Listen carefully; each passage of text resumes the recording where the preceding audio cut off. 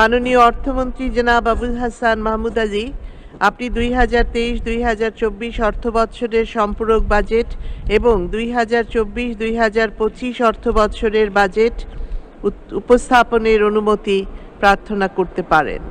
ঘোষিত হল বাজেট 2024-25। প্রস্তাবিত ওই বাজেটে প্রবাসী কল্যাণ ও বৈদেশিক কর্মসংস্থান মন্ত্রণালয়ের জন্য 1,217 কোটি 24 লাখ টাকা বরাদ্দ দেওয়া হয়েছে, যা গত বছরের তুলনায় 72% বেশি।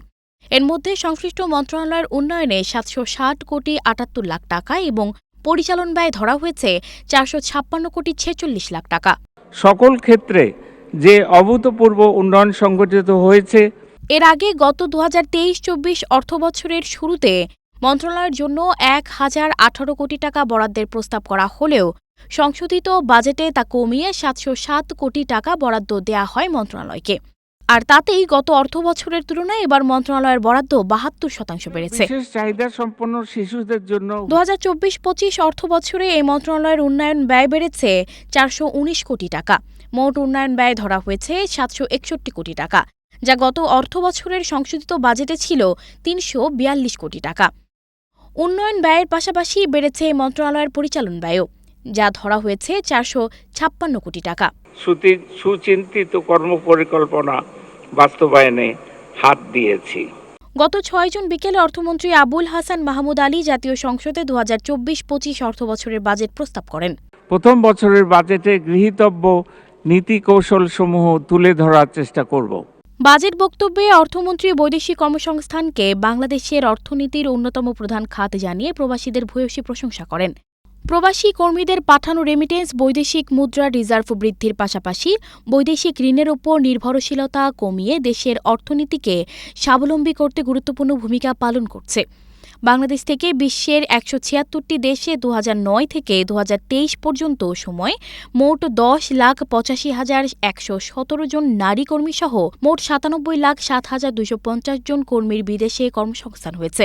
প্রাথমিক স্তরের শিশুদের আবুল হাসান মাহমুদ আলী বলেন, 2024-25 অর্থবছরে বিদ্যমান 104টি টেকনিক্যাল প্রশিক্ষণ কেন্দ্রের পাশাপাশি আরও 50টি নতুন করে চালু করা হচ্ছে।